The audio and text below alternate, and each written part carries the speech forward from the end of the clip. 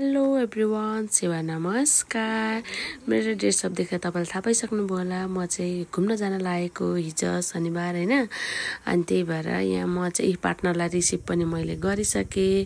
अनि यहाँ चाहिँ अहिले मेची खोलाको डिलमा हामी चाहिँ उभिरहेछौँ केटाकेटीहरूलाई पर्खेर। ल यी आजको स्पेसल मान्छेहरू आइपुगे जसलाई चाहिँ एकदम घुमाउन लान आँटेको होइन। हामी चाहिँ यहाँ गफ गर्दै यो चाहिँ हाम्रो मेची पुलको सिमाना हो। केटाकेटीहरूले अस्तिदेखि घुम्न जाऊँ कि जाऊँ भनेर मलाई हत्तु हैरानी गरिसकेको थियो। त्यही भएर आज हामी लागेको सिलगढी मार्केटतिर घुम्नको लागि होइन। त्यसको लागि चाहिँ यहाँबाट बोर्डर पास गरेर गयौँ। त्यसपछि हामी सिलगढीमा चाहिँ त्यहाँसम्म चाहिँ के सिटीमा गयौँ। अनि सिटीमा चाहिँ आज स्टेसन ट्रेनमा जाने भनेको थियौँ, ट्रेन ढिलो भएर बसमा चढ्यौँ। बसमा चाहिँ अलिक यो इन्डिया जाँदा चाहिँ बस चढ्नु दिक्क लाग्छ क्या, त्यही भएर ट्रेनमा जानु पर्यो भनेको ट्रेन त 5 मिनट ढिलो भएर छुट्टिहालेछ। त्यही भएर हामी चाहिँ लु नि त बसमै जाऊँ भनेर बसमा चढ्यौँ। ल अब झन्डै 1.5 घन्टा पछाडि चाहिँ हामी सिलगढी आइपुग्यौँ।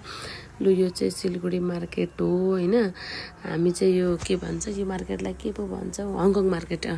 हङकङ मार्केट छिर्यौँ। अनि यो मार्केट छिर्दाखेरि चाहिँ मलाई चाहिँ यो के भन्छ प्रेसर लो भएर भगवान्। फेरि यो मार्केट कस्तो छ भने छिर्ने निस्किने पस्ने सबै एकै ठाउँमा गाजाङ गुजुङ छ। हुन चाहिँ म चाहिँ धेरैचोटि गइसकेको छु, तर मलाई चाहिँ हिजो चाहिँ अलिक सन्चो पनि थिएन नि त। अनि त्यही भएर म त बाटो नदेखेर घुम्दा गलेर एकछिन बस्यौँ होइन। हत्तु हैरानी भयो क्या, म त एउटै राउन्ड घुम्दा अनि त्यसपछि प्रेसर लो भएको देखेर केटाकेटी पनि गले अनि खाजा पनि खाऊँ भनेर यहाँ चाहिँ बाटैमा स्ट्रिट फुड टाइपको छ नि त मार्केटको साइडमा। अनि त्यहाँ हामीले चाहिँ मोमो डोसा अनि त्यहाँदेखि खायौँ। अनि त्यो खाइसकेपछि चाहिँ मलाई चाहिँ एकदम प्रेसर एकदम अचार खाएपछि पुरै बढ्यो नि त। अनि मैले झललललललल मार्केट देखेँ कि। अनि त्यसपछि चाहिँ मैले केटीहरूलाई लु टक टक टक यो मार्केट भनेर अनि चाहिँ मैले पुरै घुमाएँ क्या। ल यो हाम्रो हङकङ मार्केट, यो भित्र हामी अब सबै सपिङ गर्छौँ है त। अब चाहिँ हामी छिर्न लागेको। यो मार्केटमा नपाउने भनेको चाहिँ केही छैन, यति रमाइलो छ। अनि तपाईँहरू पनि आउनुभयो भने सिलगढीको मेन घुम्ने ठाउँ भनेकै हङकङ मार्केट एरिया हो कि।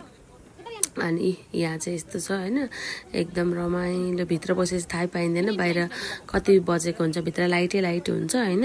यहाँ चाहिँ एकदम धेरै रमाइलो हुन्छ, कानको झुम्कादेखि लिएर रङ्गी बिरङ्गी मजा आउँछ। घुमी फिरी बाहिर निस्किने पनि त्यही बाटो, भित्र छिर्ने पनि त्यही बाटो। यहाँ त ल हामी चाहिँ यस्तो सपिङ गर्छौँ। यहाँ चाहिँ एकदम रफ युजको लागि हाफ पेन्ट टी सर्टहरू पुरा धेरै पाइन्छ क्या।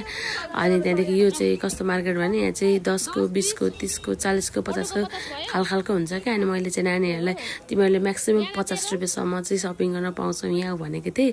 अनि त्यही भएर केटीहरू चाहिँ पुरा 50 बिचराहरूले 50 भित्र कतिवटा आइटम किनिसके।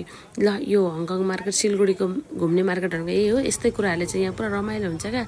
यस्तो धेरै खास चाहिँ एकदम त्यस्तो चाहिँ होइन, तर यस्तो खात्राङ खित्रिङ यसो रमाइलोको लागि चाहिँ राम्रो छ। यसो यहाँ हाम्रो केटीहरूले एउटा दुइटा सपिङ पनि गरे। कसैले पर्स किने, कसैले चस्मा किने होइन। म चाहिँ यो ढुङ्गा फुल पनि पाउँछ क्या यो हङकङ मार्केटभित्रै। मलाई चाहिँ अस्तिदेखि ढुङ्गा लिनु पर्यो भन्दै थियो। यहाँ नेपालमा अलिक महँगो पनि पर्छ। अनि त्यही भएर मैले चाहिँ ठ्याक्कसँगले यहाँ भेटाइहालेँ। अनि मैले चाहिँ झन्डै 1 किलो बोकेर आएँ। यहाँ बल्ल मैले भेटाएको नि चाहिँ इन्डोर प्लान्ट रोप्नको लागि राम्रो हुन्छ क्या। अनि मैले चाहिँ झन्डै 1 किलो लिएर आएँ। अनि यहाँ चाहिँ मेरो भदैनी कोरियन भइरहेछ, एकदम कोरियन छाता ओढेर। अनि हामी चाहिँ ल 3 घन्टाको घुमाइ पछाडि चाहिँ हामी चाहिँ निस्क्यौँ हङकङ मार्केटबाट। अनि त्यसपछि चाहिँ केटाकेटीहरू अब 3 घन्टा रेगुलर घुमेपछि गले नि त। अनि निस्क्यौँ हामी। अनि खाजा खाने भन्दै चाहिँ पानी पनि परेको एकछिन सिलगढीमा। अनि हामी चट्ट सिटीमा ओर्लेर अनि यहाँनिर केटीहरू अस्तिदेखि केएफसी खाने भन्दै थियो। अनि लु नि त भनेर अनि यहाँ बाटैमा छ क्या सुबुक मोडमा। अनि त्यहाँदेखि हामी केएफसी हाउसमा छिर्यौँ। अनि केएफसी आएर बल्ल त्यो बाहिरको एकदम गर्मीले यहाँ एसीमा चिसो हुँदा त एकदम कस्तो शीतल भयो क्या। अनि त्यहाँदेखि यहाँ अर्को भदैनीको चटक सुरु भइहाल्यो। यहाँ अहिले कम चटक गर्छ नि यिनीहरू। अनि त्यसपछि एकछिन वेट गरिसकेपछि चाहिँ फाइनली हाम्रो केएफसी पनि आयो। मेरो भदैनीले लिएर आएन, अलिक कोरियन भइरहेछन् क्या यिनी चाहिँ अहिले नि अलि। अनि ल अब चाहिँ हामी टक्कसँगले हेभी खाजा खान्छौँ होइन। हेभी खाजा खाएर चिसो पेप्सी टक्क यो कुन खुवायो अरे बाबा। खाएपछि चाहिँ अनि हामी निस्क्यौँ। निस्केर सिलगढी जङ्सनमा आयौँ।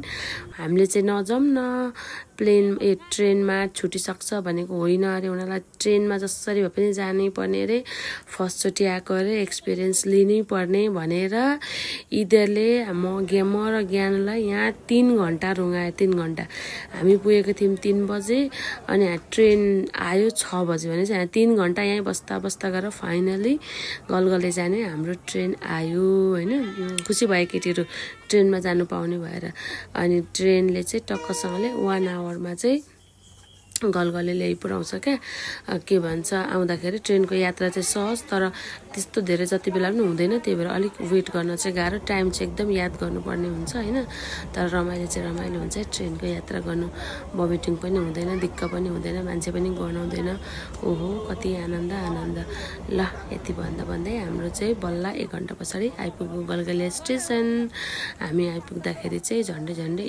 19 भनेको झन्डै 7 बजिसकेको थियो thank you for watching my blog